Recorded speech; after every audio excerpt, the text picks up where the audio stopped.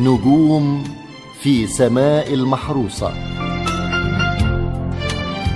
في رحلة سماوية فرضت فيها أعظم التكاليف التي كلفنا بها، لم تكن الصلاة عبئا بل كانت هدية. نعم. هدية تعادل العروج وتبقى معنا على الأرض. ومن هنا نصل إلى السؤال الأعمق: لماذا كانت الصلاة هي الهدية العظيمة الكبرى في هذه الليلة من المولى سبحانه وتعالى إلى حبيبه المصطفى صلوات ربي وسلامه عليه؟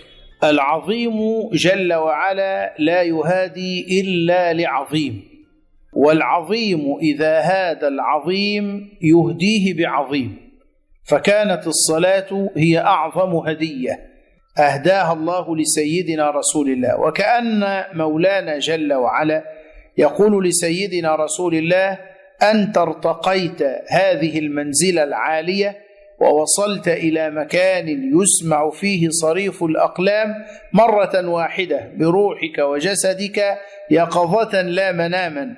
أما أمتك من بعدك فيستطيعون أن يعرجوا بأرواحهم في كل يوم 5 مرات. فالصلاة هي معراج المؤمن، وهي هدية من الله جل وعلا لسيدنا رسول الله ولأمته من بعده إلى قيام الساعة. لذلك كان النبي صلى الله عليه وسلم بعد فرض الصلاة يقول: أرحنا بها يا بلال. وكان يقول: وجعلت قرة عيني في الصلاة. لم لا؟ والصلاة أنس المشتاقين وروضة المحبين ورمز العبودية لله رب العالمين. الصلاة عماد الدين، من أقامها فقد أقام الدين، ومن هدمها فقد هدم الدين. من حافظ عليها كانت له نورا وبرهانا ونجاة يوم القيامة، ومن لم يحافظ عليها لم تكن له نورا ولا برهانا ولا نجاة يوم القيامة. أول ما يحاسب به العبد الصلاة، فإن صلحت فقد أفلح وأنجح، وإن فسدت فقد خاب وخسر. فهدية عظيمة من الله جل وعلا لسيدنا رسول الله خاصة ولأمته عامة إلى قيام الساعة. معنى كلام فضيلتك فضيلة الدكتور يسري عزام بأن من يؤدي الصلوات الخمس يوميا يعد بمثابة عروج يومي إلى السماء، يعني في ليلة اختصرت فيها المسافات. نعم. فبقيت الصلاة الجسر الدائم بين الأرض والسماء. نعم. اليوم ونحن نستدعي مع فضيلتك هذه الذكرى، كيف يمكن أن تكون الصلاة وسيلة ارتقاء روحي وليست مجرد أداء شكلي أو حركات تؤدى؟ إذا أداها الإنسان بخشوعها وخضوعها وإتقانها، وأداها بحب وإقبال على الله جل وعلا. لذلك كان شيخنا الإمام الشعراوي رحمه الله يقول: حسب نفسي عزا أني عبد، يحتفي بي بلا مواعيد رب، هو في قدسه الأعز، ولكني أناجيه أين ومتى أحب. أنا أختار الوقت وأختار الساعة وأختار اللحظة التي أناجي فيها مولانا جل وعلا. ما علي إلا أن أتوضأ وأن أتوجه للقبلة وأن أقول الله أكبر. أنا أكلم الله ويكلمني الله، أقف بين يديه، بل إن مولانا جل وعلا يباهي بعبده الملأ الأعلى، لأننا في الأساس خلقنا للعبادة. طيب، من أعظم العبادات الصلاة، كما قلت أنها عماد الدين، من أقامها فقد أقام الدين، ومن هدمها فقد هدم الدين. فهي هدية روحية من الله جل وعلا لرسول الله ولأمته من بعده. يستطيع المؤمن أن يعرج بروحه في صلاته إلى ربه جل وعلا، لأن الأرواح لا يحجبها حاجب ولا يشغلها شاغل. إن صفت الأرواح لله تلقت عن الله ما لا يدرك إلا بالله. وهذا واضح في حديث مولانا القدسي: كنت سمعه الذي يسمع به، وبصره الذي يبصر به، ولئن سألني لأعطينه ولئن استعاذني لأعيذنه. نصل إلى هذا عندما يكون الأنس بالله في الصلاة، يؤديها الإنسان بتشريف ليست بتكليف وفقط، لأن الصلاة فيها شرف عظيم للمؤمن إذا أداها بحب لله. وكيف يهرب من ضغوطات الحياة ومن التفكير ومن بعض السرحان الذي إذا صح التعبير بتمارسه الحياة على كل مؤمن وكل مسلم وكل من يحيا الآن فضيلة الدكتور؟ لما سئل أحد الصالحين عن هذا كيف أستجمع الخشوع في الصلاة، قال: هيئ لروحك أن الكعبة أمام عينيك، وأن الجنة عن يمينك، وأن النار عن يسارك، وأن الصراط تحت قدميك، وأن ملك الموت يطلبك بعد هذه الصلاة، وأن رسول الله ينظر إلى صلاتك. لو وضع الإنسان هذه الأمور في نفسه وفي خاطره لانشغل بصلاته عن الدنيا وما فيها. لذا كان أحد الصالحين يقول: نحن في لذة، لو علم الملوك ما نحن فيه لجالدونا عليه بالسيوف. لذة الأنس بالله ولذة القرب من الله جل وعلا. ورحم الله من قال: تشاغل قوم بدنياهم وقوم تخلوا لمولاهم فألزمهم باب مرضاته، وعن سائر الخلق أغناهم، يصفون بالليل أقدامهم وعين المهيمن ترعاهم، فطوبى لهم ثم طوبى لهم إذا ما بالتحية حياهم. قف بالخشوع ونادي ربك يا هو،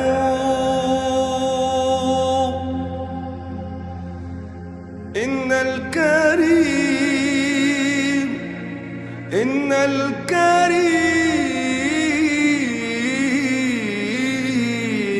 يجيب من ناجاه، واطلب بطاعته رضاه، واطلب برحمته رضاه، فلم يزل بالجود يعطي طالبين رضاه. إلهي أرهق الذنب دموعي، وما لي حيلة إلا التجائي إلهي إلى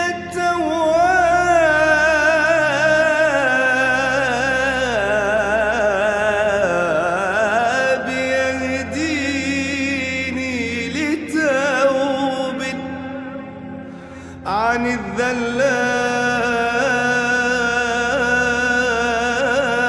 الذلات يشفي كل دائي.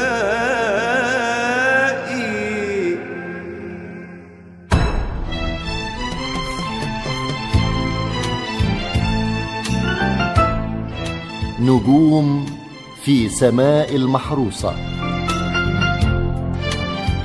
في زمن امتلأت فيه القلوب بالخوف والقلق، ويشعر فيه الإنسان أن الطرق ربما بتغلق من حوله. كثيرون اليوم يعيشون في حالة انتظار رزق، انتظار شفاء أو خطوة مؤجلة في حياتهم. كيف يمكن أن تتحول هذه الذكرى من حكاية تروى أو نسمعها كل عام إلى اطمئنان نعيش به كل يوم؟ كيف نشعر بأن الفرج قد يأتي من حيث لا نحتسب، وأن التأخير ليس رفضا من المولى عز وجل وإنما تدبيرا منه؟ رضي الله عن الإمام الشافعي عندما قال: ولرب نازلة يضيق منها الفتى وعند الله منها المخرج، ضاقت فلما استحكمت حلقاتها فرجت وكنت أظنها لا تفرج. بالعقل يعني الإنسان أحيانا يقول إن هذا الكرب الذي أنا فيه لن ينفرج، ولكننا نقول له باليقين وبالقلب وبالإيمان: كل كرب له مدة، والشدة لها مدة، والمدة تنتهي. لا تقل يا ربي كربي كبير، ولكن قل يا كرب ربي كبير. الله جل وعلا يقول في القرآن: أما يجيب المضطر إذا دعاه ويكشف السوء ويجعلكم خلفاء الأرض. الله جل وعلا يأمرنا أن ندعوه، أن نتبتل إليه، أن نتضرع إليه. لا تسألن بني آدم حاجة وسل الذي أبوابه لا تحجب، فالله يغضب إن تركت سؤاله، وبني آدم حين يسأل يغضب. نتذكر ما كان من أمر سيدنا رسول الله وما كان من أمر الكرب الذي حل به، إلا أنه صلى الله عليه وسلم وثق في ربه فنجاه الله وفرج عنه كل ضيق وكرب وأكرمه، وجعل السماء تتزين لمقدمه، وجعل الأنبياء يستقبلون جنابه الشريف. فكل هذا يبعث في القلب طمأنينة، ويبعث في النفس الأمل أنه لا يضيع الإنسان وربه موجود سبحانه وتعالى. وكما قالوا: قل لله كما يريد يكن لك كما تريد وفوق ما تريد ويلن لك الحديد لأنه الفعال لما يريد. لما يأتيني أحد ويقول أنا مكروب، أنا مهموم، أنا مغموم، أقول له: عندك الجواب وعندك الحل لهذه المشكلة. يقول: ماذا أفعل؟ أقول له: ركعتين بدمعتين في آخر الليل يفرج الله عنك كل هم وضيق وكرب سبحانه وتعالى. حضرتك أجبت عن سؤالي بالقول وبالفعل أيضا أن التأخير ليس رفضا، أو بمشيئة الله لن يكون رفضا بل تدبيرا من المولى عز وجل. مالك الملك في يديك قيادي، ألم الحمد والثناء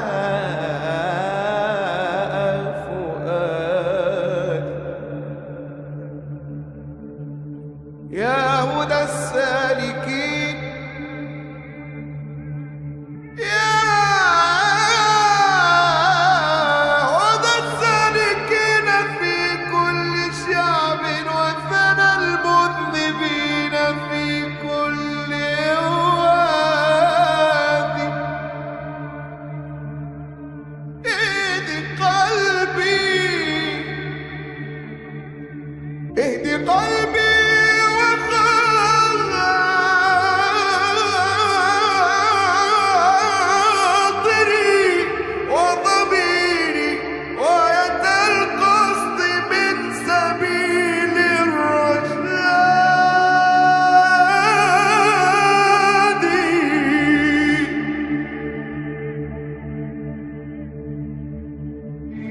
لهجت باسمك الخلائق جمعا، كلهم سائل وأنت مجيب، كلهم سائل وأنت مجيب.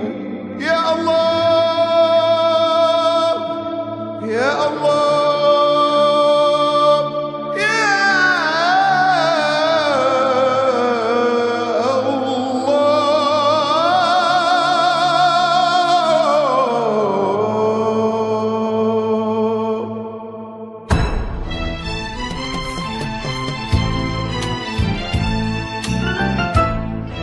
نجوم في سماء المحروسة. ولأن الإسراء والمعراج لم تكن حكاية تروى، بل معنى يعاش، فإن أسئلتها لا تقف عند توقيت محدد، بل تمتد إلى قلوبنا، حيث القلق ذاته والاحتياج ذاته والرجاء في رحمة الله الذي لا يتغير ولن يتبدل أو يتغير. وإذا كانت هذه الرحلة قد خففت عن قلب عظيم يومها، فكيف لا تمتد معانيها اليوم إلى قلوب أنهكها الانتظار والقلق؟ رسالة فضيلتك للمسلمين والمسلمات وإلى العالم الإسلامي في هذه المناسبة العطرة. رسالتي للمسلمين ولأمتنا الإسلامية في كل مكان: كونوا على يقين أن الله جل وعلا قادر على كل شيء، وأنه جل وعلا يغير لأجل عبده كل شيء. الله سبحانه وتعالى أوجدنا للعبادة، الله جل وعلا يفرح بنا ويباهي بنا الملائكة، لكن إذا أصيب الإنسان بهم أو غم أو كرب أو نكد أو ضيق الجأ إلى مولاك سبحانه وتعالى وقل يا رب، والله يقضي لك الحوائج. من أسماء الله جل وعلا الجبار. بعض الناس يخوف الناس من اسم الله الجبار، يقول جبار منتقم. نعم جبار ومنتقم، وهذا معنى جلالي. أما المعنى الجمالي أنه يجبر بخاطر عباده. الله جل وعلا لا يتخلى عن عباده أبدا، ولا يخذل عبدا ناجاه أبدا سبحانه وتعالى. رسالاتي لكل من يسمعنا: ثق بالله جل وعلا، واستعن بالله ولا تعجز، وكن لله كما يريد يكن لك كما تريد وفوق ما تريد ويولن لك الحديد، وتأسى برسول الله. والذي أوذي فصبر، والذي اشتد عليه الإيذاء فلجأ إلى مولاه جل وعلا، وما تخلى الله عنه سبحانه وتعالى. مهما كان عندك من هموم أو غموم أو كروب فلن تكون كما مر على سيدنا رسول الله الصابر الراضي بقضاء الله وقدره سبحانه وتعالى. لا تدبر لك أمرا فأولو التدبير هلك، سلم الأمر تجدنا أولى بك منك. ورحم الله شيخنا الخطيب إذ يقول: وسلم الأمر لمن دبره فلن ترى غير الذي قدره، الله دبر ما يكون وما قد كان، أما كفاك مدبرا مولانا. رسالتي الأخيرة: ألحوا على الله في الدعاء أن يحفظ بلادنا، وأن ينصر أمتنا الإسلامية، وأن يمكن لنا صلاة في المسجد الأقصى مسرى رسول الله قبل موتنا. اللهم آمين يا رب العالمين. اللهم آمين. في ذكرى الإسراء والمعراج، اللهم كما أسريت بنبيك وحبيبك المصطفى عليه أفضل الصلاة وأتم التسليم تثبيتا لقلبه، ثبت قلوبنا واربط على أرواحنا، واجعل لنا من ضيقنا فرجا، ومن حيرتنا نورا، ومن أوجاعنا طريقا إليك. اللهم آمين.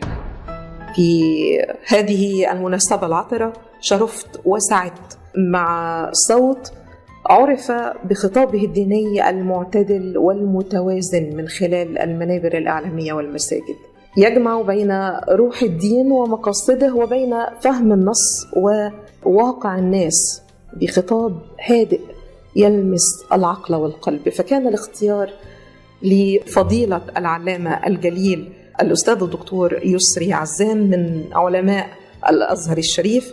كل عام وفضيلتك بألف خير وفي أتم صحة، وإلى الله أقرب وإلى الطمأنينة أحق.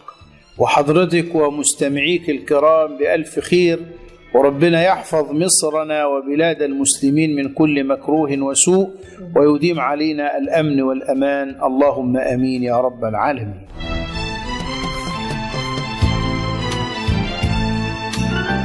الأسبوع القادم نجم جديد يتلألأ في سماء المحروسة.